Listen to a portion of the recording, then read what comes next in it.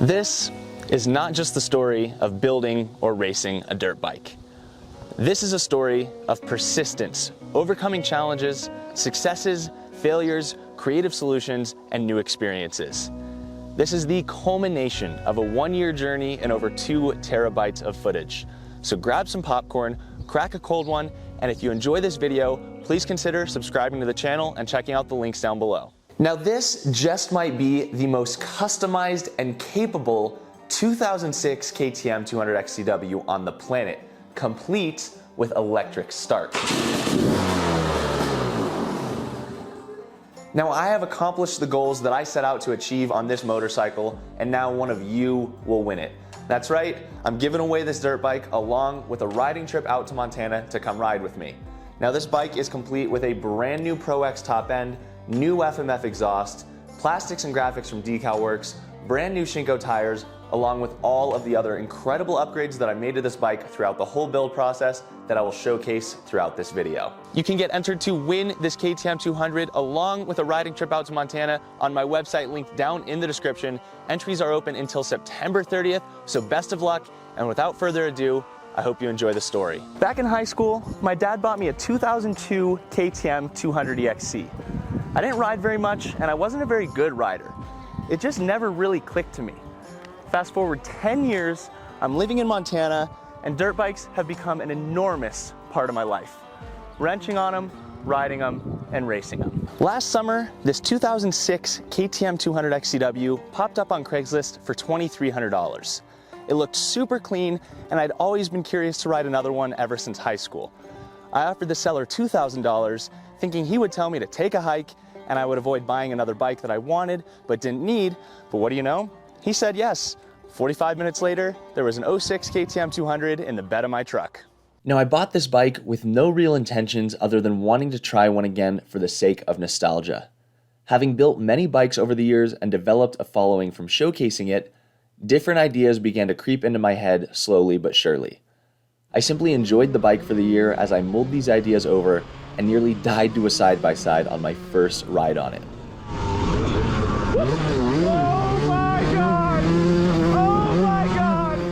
I rode it in the mountains, the desert, and let friends rip on it as well, because if you have a spare bike, you might as well let it be enjoyed. Finally, one idea blossomed into ceaseless thoughts that I just could not shake. What if I raced this KTM 200 at Silver King's Hard Enduro? The idea intrigued me on multiple levels. It would test the abilities that I've developed as a mechanic, knowing that there are a lot of ways this old bike could be improved with modern technology, but they would require creativity, customization, and a willingness to endure the process. It would also test my abilities as a rider. I consider myself to be a rider who can and will ride any discipline from motocross to hard enduro, but I am strongest ripping through the woods. I've grown to enjoy hard enduro more and more as time has gone on, and have always been a proponent of learning on lesser equipment, as it makes you better and makes you appreciate proper equipment when you have it. Now I know a KTM 200 is no slouch, but most people would probably agree it's not their first choice for true hard enduro. So that is exactly why I chose to do it. It would be a fresh challenge in a variety of ways, and I knew it would make people scratch their heads, which is always entertaining. Truthfully, I expected to make some solid improvements on this bike over the course of a month or two during winter, get comfortable on it by early spring, and then have a couple months of uninterrupted training ahead of me leading up to Silver Kings at the end of June. It did not take me long to learn that is not how things would go. After tearing the bike down to the frame, I got to work, beginning with the engine. Now at the time of teardown, this bike was running quite well, which is different from most of my builds that I generally buy blown up. I wasn't quite sure how many hours were on the top end or clutch, so I opted to replace them, but I decided not to split the cases. A bottom end rebuild seemed unnecessary on a bike that was running how it should be. It would not be too long before I learned my lesson on this one. The Kickstarter was very sticky, so it was in need of a rebuild and some fresh grease.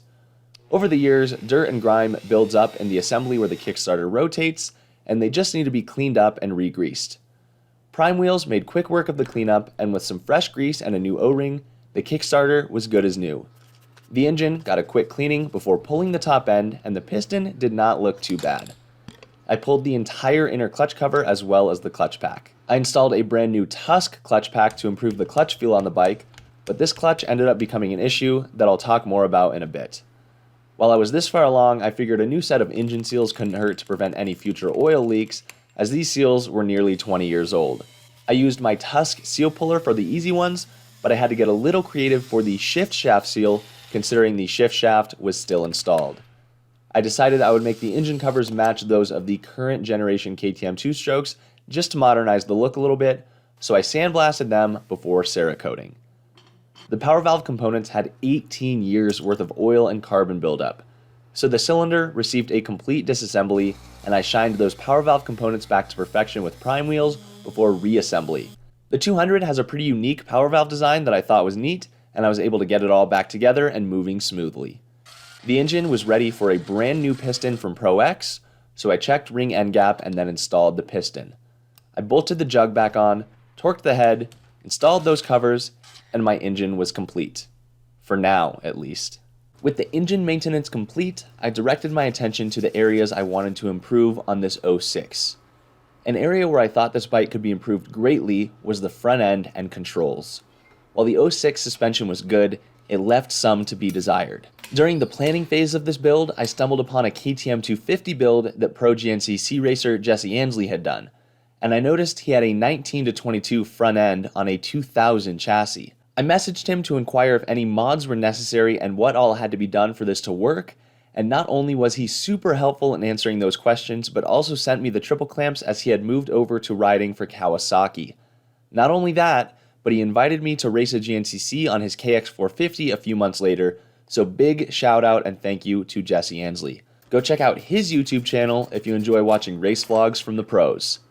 With these triple clamps in hand, I purchased a set of WP air forks on MX Locker for $500 from a 2021 KTM 250 SXF. You might be thinking, air forks for a hard enduro bike?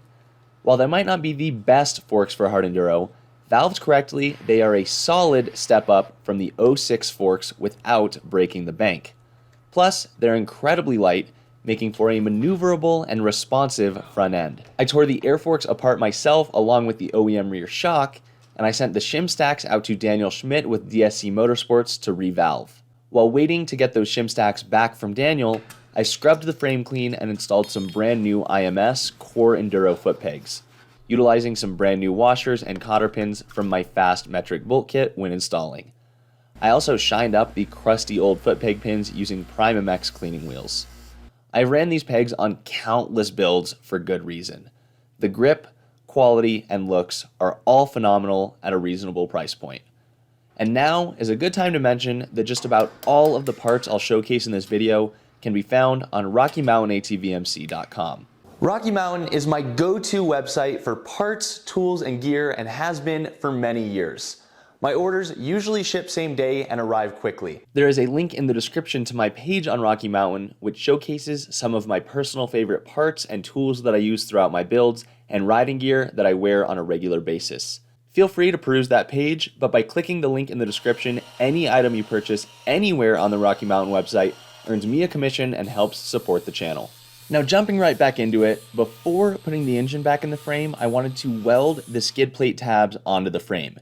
If you have ever used a skid plate with tabs that sit on the frame, you probably know how annoying and tedious it can be to align them. So I brought the frame and tabs to my buddy August, who skillfully aligned and welded those tabs to allow this metal skid plate to bolt right on. Now I really wanted a high density plastic skid plate for this bike, as they slide over obstacles much better than aluminum and help dampen vibration, while aluminum plates can actually make it worse. Unfortunately, nobody offers one for this year and model. I tried modifying a cutting board to bolt to the bottom of the aluminum plate, but ultimately it was a little heavy, clunky, and too janky for me to want to run it. But I posted about it on Instagram, and John at SX Slide Plate actually reached out and said, hey, we can make something happen here. So I sent John the aluminum plate and waited to see what sort of skid plate he would cook up for this old 200. In the meantime, I cleaned up the swing arm and prepped it for reinstallation along with the engine. This swing arm had this odd hole in the left side that I thought was from a previous owner drilling into it for some reason, and I tapped it and filled it with a small stud and red stuck nuts. Funny enough, a friend has an '06 KTM 200 that I saw months later, and that same hole was there. So for some reason, these come from the factory, but I still have no idea why. If anyone has any insights on this, I would love to know. The swing arm received new bearings, and then the engine and swing arm were ready to bolt back into the frame. Gotta love a PDS style swing arm for installation, one simple swing arm axle instead of a linkage assembly to install. At this point, I had the shim stacks back in hand from Daniel Schmidt, and the suspension was ready to be transformed into a hard enduro ready setup. I rebuilt the forks and was getting a little bit too antsy to see this front end come together.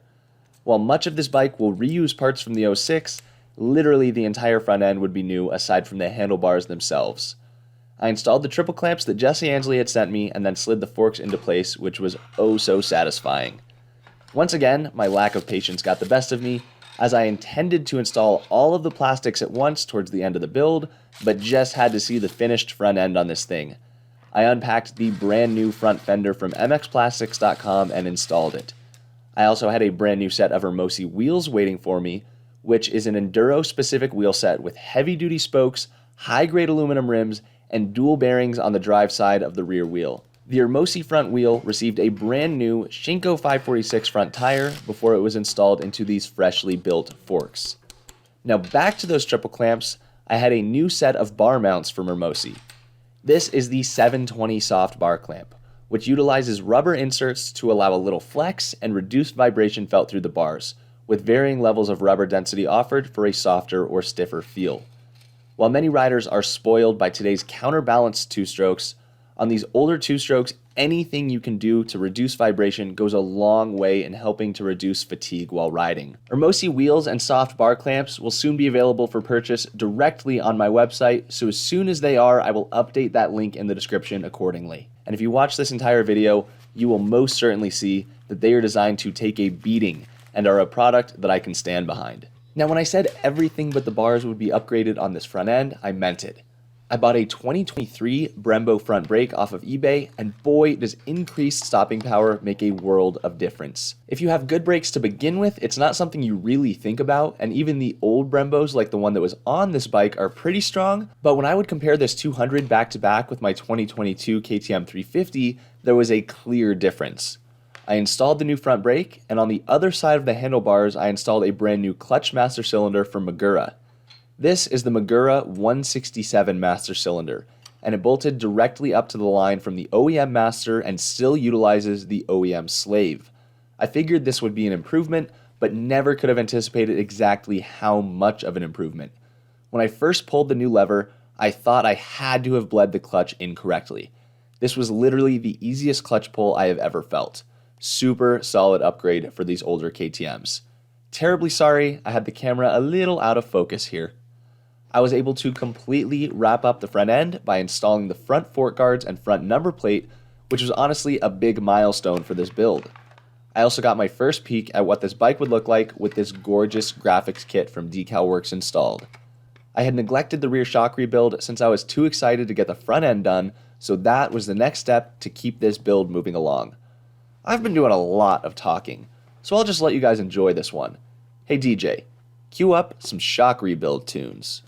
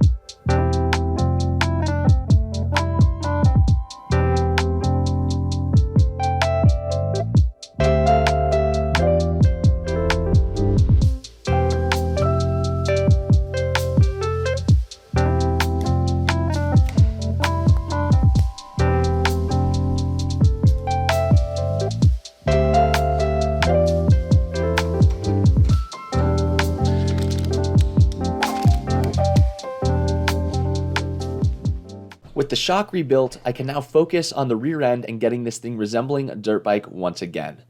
I pulled a Shinko 505 cheater off of my tire rack, which is a phenomenal tire in the rocks with really nice grip and a soft compound. I installed a set of moose balls. I'm lubing up my balls. Which allows a lot of adjustability over a traditional moose with adding or removing balls or drilling out the cores.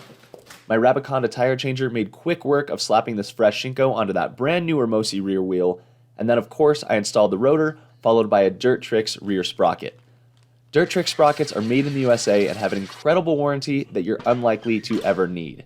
These are some of the most durable sprockets on the market, and they're gorgeous.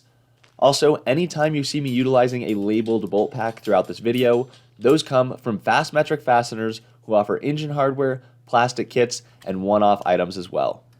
One task remained before installing the rear wheel, and that was swapping this OEM rear brake caliper mount out for a new one from Bulletproof Designs. This caliper mount is a huge upgrade as it's built with this beefy rear disc guard as a one-piece design. This is a stronger option than the bolt-on rotor guards, and these things are truly built to take a beating. I installed a front disc guard from Bulletproof Designs as well, as I did not need to deal with any bent rotors at Silver Kings. After sliding that rear brake caliper into place, I was able to install the new rear wheel along with a brand new O-ring chain from Tusk. I set chain tension, and bam. This thing was really starting to resemble a dirt bike again, and a damn good looking one at that. Next up was installing this brand new Obsidian Black 36mm SmartCarb. I was very impressed with the SmartCarb that I ran on last year's CR250 build, and this carb has quite a few benefits for Enduro. Being a closed system, the carb does not overflow at all. You don't actually realize how much fuel you lose throughout the day, especially in steep terrain where the bike is overflowing consistently. The SmartCarb makes the bike more fuel efficient in this regard and linearizes the power from my experience, making it more usable and providing more traction than a traditional jetted carburetor. The intake required slight modification to allow smooth airflow through the SmartCarb, simply removing a little bit of the sharp lip to allow a smooth transition from carb to intake. With this mod completed, I was able to install the carb, followed by the subframe. I also had a new kickstand from Fastway. The stock kickstands on older KTMs leave a lot to be desired. They feel a little flimsy and sit a little too low, making them difficult to use on a variety of terrain. This Fastway kickstand has an internal spring and is a beefy, reliable, more usable upgrade from stock. And from here, things start to get interesting and a bit custom. I knew for sure that this bike needed radiator braces as well as a fan. Hard Enduro simply can't be done without a radiator fan. I intended to run these Moose radiator braces, a Tusk radiator fan, and an IMS 3.2 gallon tank that was not actually built for this year 200. It became obvious very quickly that the fan would not fit on the traditional right side mounting location, so I had my fingers crossed that I could make the left side work. After lots of measurements and some modifications to the left side radiator brace, I had braces and a fan installed with very limited clearance. Now this fan would be powered by an anti-gravity AG801 lithium-ion battery that is light and reliable. I do have an affiliate link with anti-gravity down in the description, and they offer not only power sports batteries, but car batteries, jump boxes, and power banks.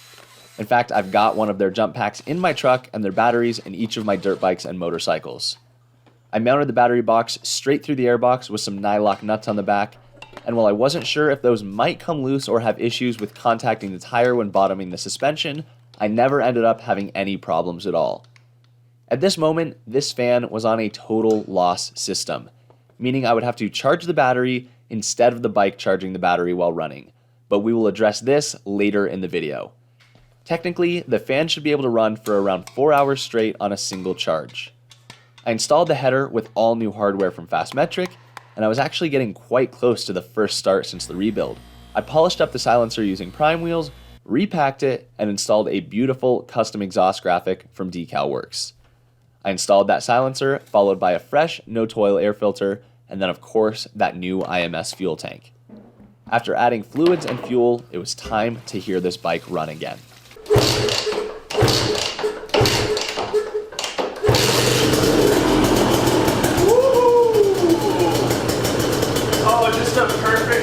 Perfect idle right away. No way. Let's go. The 200 lives. Holy cow. I don't think I've ever had a bike just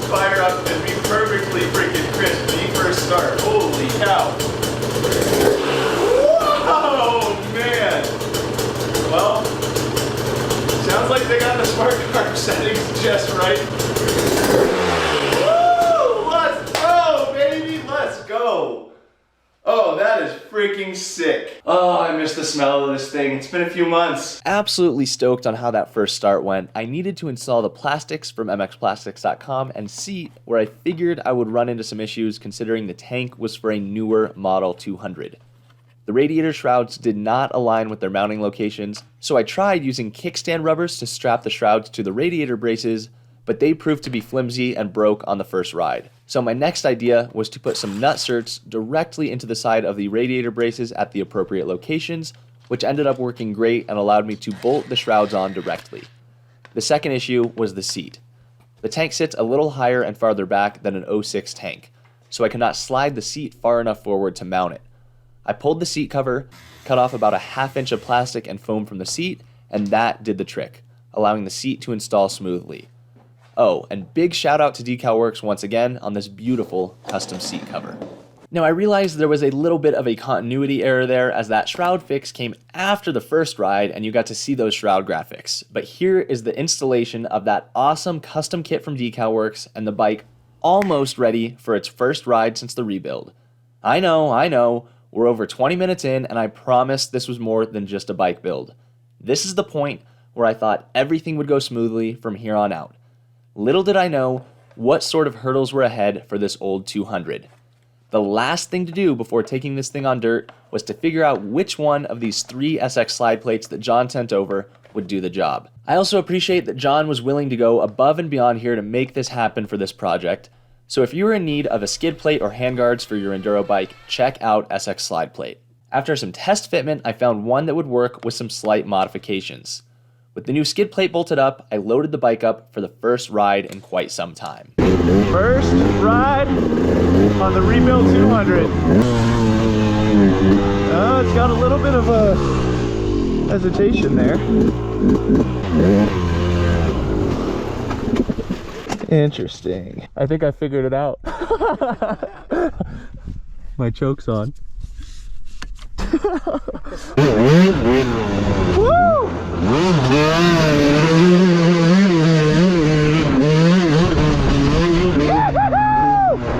The 200 rips, baby! Let's go! This new Magura is so damn good.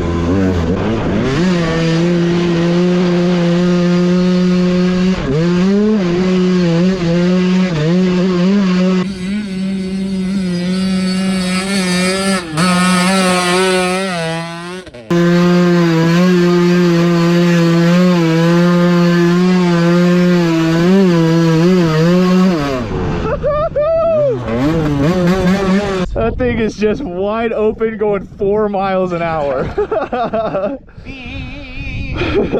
So while the 200 did great on flatter terrain for the first ride and the new front end felt amazing, you heard me say there, this thing is wide open, going 4 miles an hour.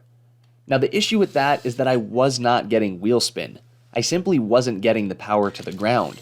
The engine was spinning at 10,000 RPMs, but the power to the wheel did not reflect that. This most likely meant that I had clutch problems, and the bike seemed a bit lean, but the SmartCarb should be tuned right where it needed to be. Considering I had brand new plates, my assumption was that maybe I had incorrect gasket thickness behind the slave cylinder, and pressure was never fully relieved from the clutch springs as a result. I also noted that the clutch pull was incredibly easy, so I ordered some heavy-duty Tusk clutch springs as well, in hopes those two things would solve my problem. My gasket thickness was indeed off by 1/4 millimeter, and with those heavy-duty springs installed, the clutch pull was slightly harder, which was a good thing in this case. With those two items taken care of, it was time for a second ride. Alright, let's see if we got this thing more close to dial. Sound and feel-wise, the motor and like carb settings seem in tune. There we go. See, like I didn't have any of that last week. Like this thing was just staying at RPMs there, like the motor couldn't pull it in the top end. I don't think the clutch is slipping, because it like, you know, you could hear it was like pulling in the bottom end there and held its power up that hill. Things feeling good, man. Not bad. It's not bad. No, it's not.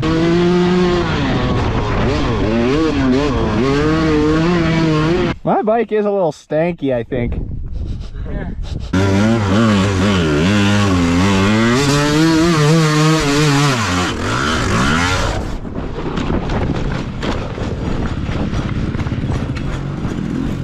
What the Damn. I think bike's good.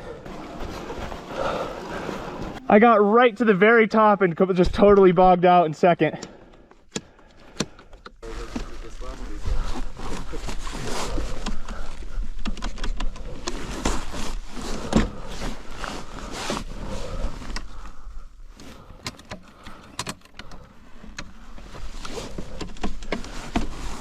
Maybe I didn't just bog out. I was so curious to look inside this motor. Doesn't give me great hope for Silver Kings being a couple months away. Unfortunately, this ain't my first time nuts to butts. Yeah, buddy. You were saying you liked it a little bit. Bye-bye. This is where I almost lost my life. Oh my God! So, I seized the motor on the second ride since the rebuild. Monty was kind enough to double me out back to my truck, and I loaded up the Por 200 and dismounted from my truck bed as I normally do. The spark plug indicated a lean condition, and it was easy to want to blame the carb. But what I would find upon teardown would really surprise me and explain everything. I brought the bike home, got it cleaned up, pulled the engine back out of the frame, and split the cases. And let me not forget the part where I slipped during disassembly and destroyed the inner clutch hub and had to order a new one for $200. The big end of the connecting rod on the crankshaft was completely seized and showed signs of excessive heat, and lo and behold, the crankcase was filled with JB Weld. While I never could have expected this, it is a lesson in used equipment, and hindsight is always 20/20. If I would have done a full motor build when this thing was on my workbench, this could have been avoided. Not only was there JB Weld in the crankcase, but the left side crank seal was blown. My guess from looking at the JB Weld job is that with how the case was cracked, it was not a perfect seal when bolted back together. This would allow the engine to suck air through the crankcase, resulting in a lean condition not caused by the carb tuning. While of course this was a hypothesis, it was an educated one that made a lot of sense. I was now stuck with a decision. Do I attempt to have these cases properly repaired and avoid buying a brand new set, or do I bite the bullet and spend $600 on a brand new crankcase? The cylinder also had one small pitting mark in it, and while I wasn't overly concerned about it, I was running out of time to take any chances. With just 90 days until Silver King's Hard Enduro, I boxed up the fully disassembled cylinder as well as the crankshaft and sent them to Millennium Technologies. Millennium would replate the cylinder and rebuild the crankshaft with a new connecting rod. While I am not yet a welder, my buddy Matt Spears watched the video about the bike blowing up and he offered to attempt fixing the cases. The reality is, paying a shop rate to try to repair a cast aluminum crankcase would probably end up approaching the cost of new cases anyway. So I prepped both case halves as well as possible and met up with Matt. By the way, Matt makes some epic YouTube videos, so his channel will be linked down below as well. The task ended up being significantly larger than either of us anticipated, and 5 hours later, one case half was actually looking really good. Like, good enough that I would feel comfortable running it. Unfortunately, the second half did not go as well, and Matt kept chasing holes as the imperfections in the cast would bubble up and cause problems. We were about 10 hours in by the time we had to say, you know what, new cases has gotta be the route. We spent 10 hours in this shop on this crankcase. Tank of argon, literally. So there's a good old classic hindsight 2020. Could have just bought cases. But what fun would that be? It was a tough thing to accept, but we gave it our best shot, and I seriously appreciate Matt's help. Now, one thing I had not mentioned was that new cases opened up the possibility of electric start. The internal components of this engine would bolt right on to the 2016 KTM 200XCW crankcases. Now, I didn't know for sure if I would actually get electric start, as it was around $1,600 worth of components to make it a reality. But knowing it was possible was a bonus of this entire chaotic and expensive experience. My new cases arrived along with my crankshaft and cylinder from Millennium, and Pro X was kind enough to provide another piston, as I just didn't feel comfortable running that piston. It only had 3 hours on it, but it did experience an engine seizure. With all these parts finally in hand, I got to work with 60 days until Silver King's Hard Enduro.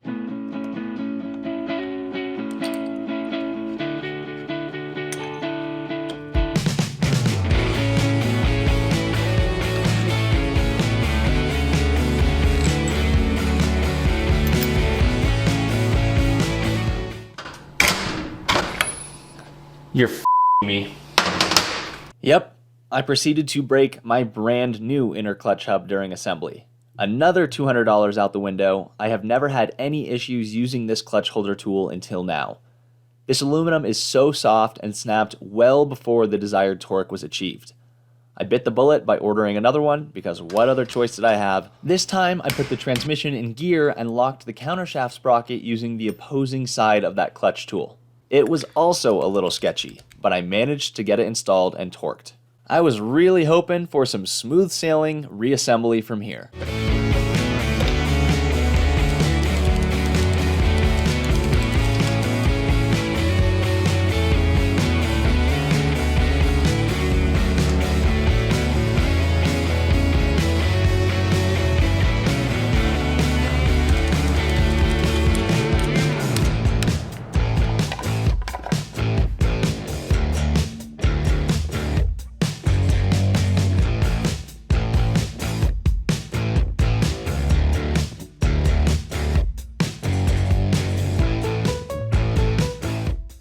$200, back to life.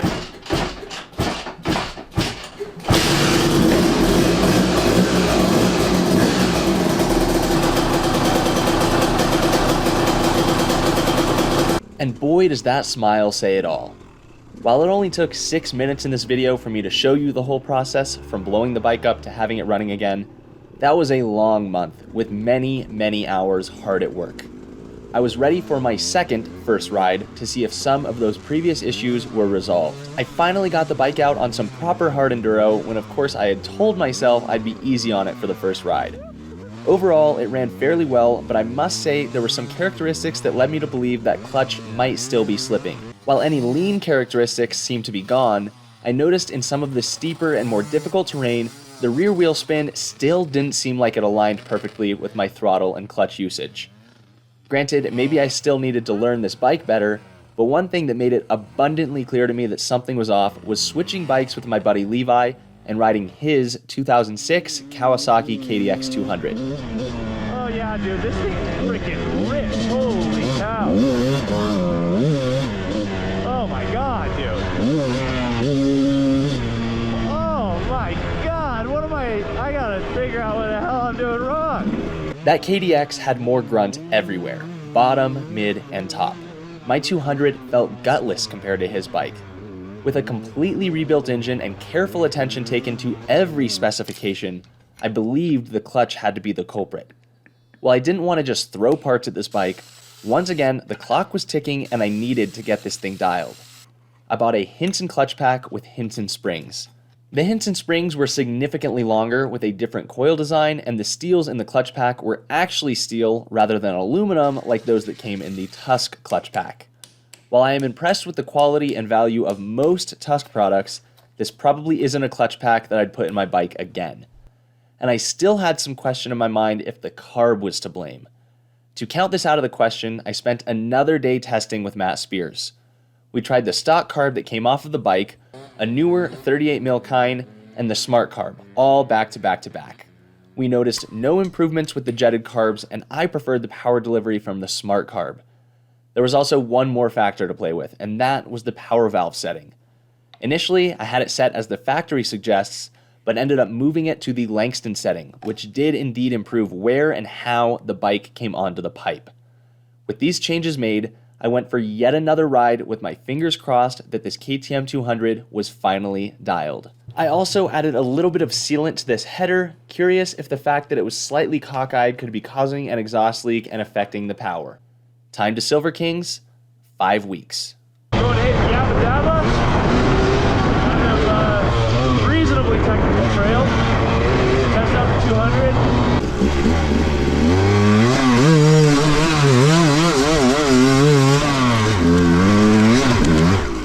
God, dude, that is nerve-wracking. Yeah, yeah. She's nice and torquey right now. Like, the low to mid is solid, which is exactly what I should expect of this bike.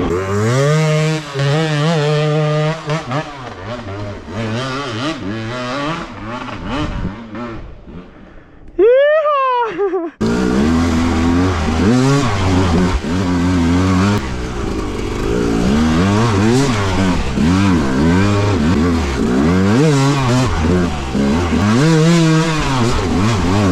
So the 200 finally rips. Whether it was the clutch, the power valve, or a combination of the two, I was just stoked to have a bike that felt capable. That said, those few days of hard enduro guaranteed one thing. If I didn't have electric start at Silver Kings, I would regret it. Kickstarting the bike not only requires a lot of energy, but can be very difficult to do on the side of a mountain. So I was getting familiar with the taste of metal as I bit the bullet and purchased a giant shopping cart full of KTM OEM electric start components from Rocky Mountain. I do have to thank Randy Rowe for contributing $400 towards this electric start. With Silver Kings approaching quickly, I continued to ride the bike as much as I could prior to getting that electric start installed. Of course, something else had to fail. My fan decided to stop working and I had this thing steaming more times than I care to admit. We're boiling! We're overheating, boys! After some troubleshooting, I found the fan to be functional, but the controller to be faulty. I wired the fan to a manual switch so I could control when it came on and off. My electric start components arrived, and by using the OEM regulator rectifier from KTM, this should also solve my charging problem and ensure the battery is indeed charging while the bike is running. I knew I had a tall task ahead with this fuel tank, as this oversized tank caused the petcock to be completely in the way of the electric start housing. I wasn't sure if it would work, but I started drilling holes into a perfectly good fuel tank. 4 hours, many creative solutions, and a little luck later, I successfully moved the petcock an inch over to clear the electric start. Now for the big question. Does it leak? It didn't leak immediately, which is really great news, and doesn't appear to be leaking at all. What a freaking operation. I would not recommend this, but I think it might work. Fingers crossed. With the tank modified, it was time to finish up this electric start installation.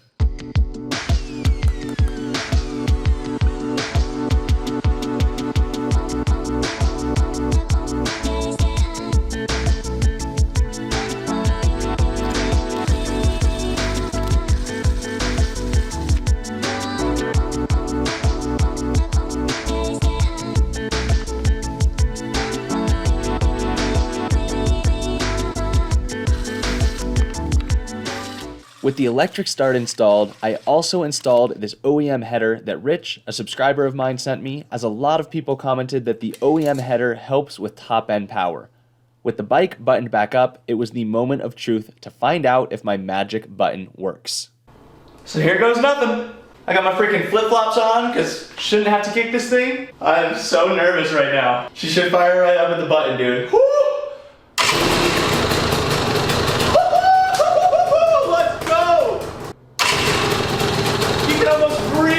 Starter. Oh my god, that is crazy! Oh, that is so unbelievably satisfying. Let's freaking go, dude! Electric start installed and functional, with 3 weeks left until Silver Kings and XC races on my KTM 350 taking up 2 of the remaining weekends. This pretty much left 1 weekend to get some final testing in on the 200. My buddies and I rode some ridiculous hard enduro, pushing myself and my bike to the limit. Ready or not, Silver Kings Hard Enduro, here I come.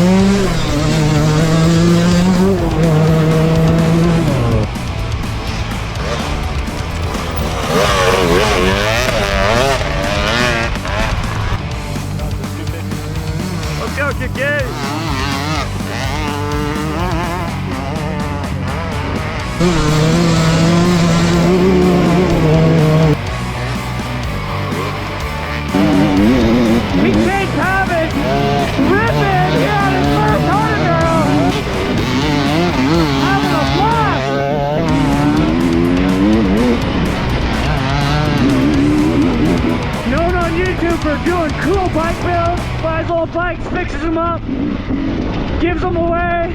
Right now he's riding what looks like an 06 KTM 200, using every bit of power that thing's got up here at Silver Mountain. Oh, that 200 makes me feel alive.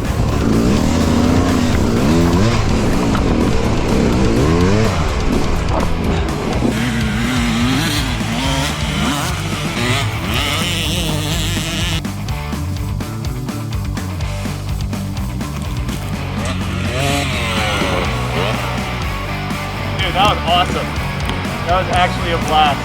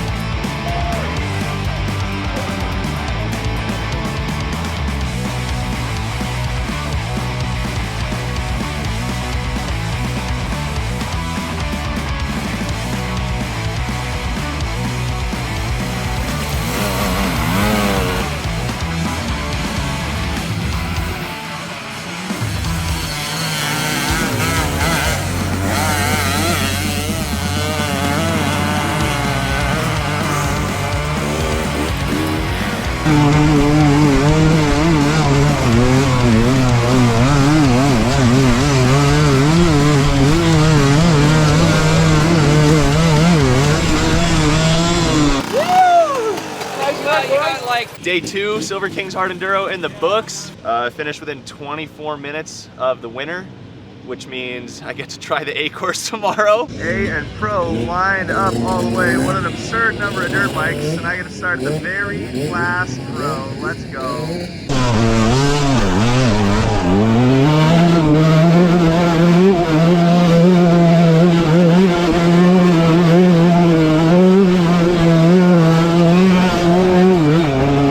That's a big ass hill.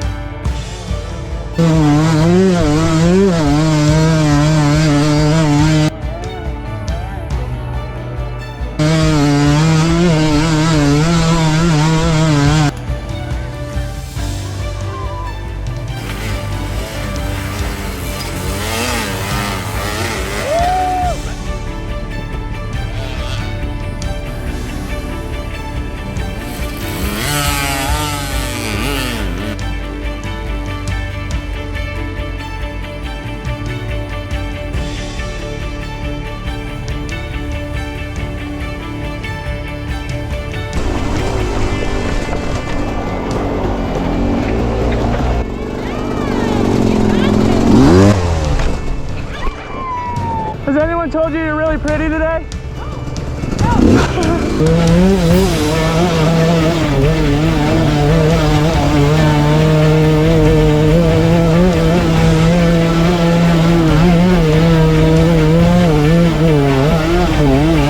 How far does this go?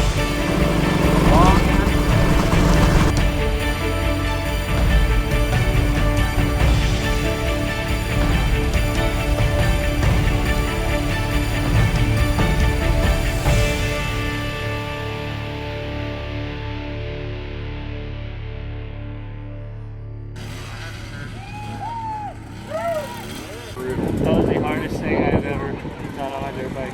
We rode stuff I never ever thought I would ride on a motorcycle. That is insane.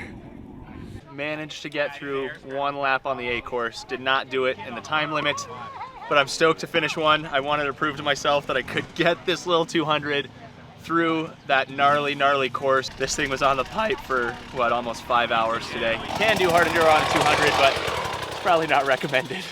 So I survived Silver Kings Hard Enduro, placing 8th in the B class out of 180, which qualified me to race the final day on the A course, where I made it through a lap, proving that a KTM 200 can get through pretty much any terrain. Tanner Waite with Plan Z Productions filmed for me at Silver Kings and actually made an incredibly well-produced documentary of the event So if you have 15 more minutes and want to see more about Silver Kings, that will be linked at the end of the video. So as I noted at the beginning of the video, one of you is now going to win this bike along with a riding trip out to Montana to come rip some epic single track with me. I can't wait to meet the winner of this bike and see it with some fresh scratches on it again. Like I said, it's been refreshed, it's ready to ride. So if you stuck around for the whole video, I really hope you enjoyed it. An immense amount of time and effort went into this entire project, and I am personally thrilled with the outcome. If you like content like this, click that subscribe button. I'm working on a couple awesome builds right now, and I plan to be back at Silver Kings next year. You'll just have to wait and find out what bike I'll be riding. Links down below to go win this thing, and I'll see you guys soon.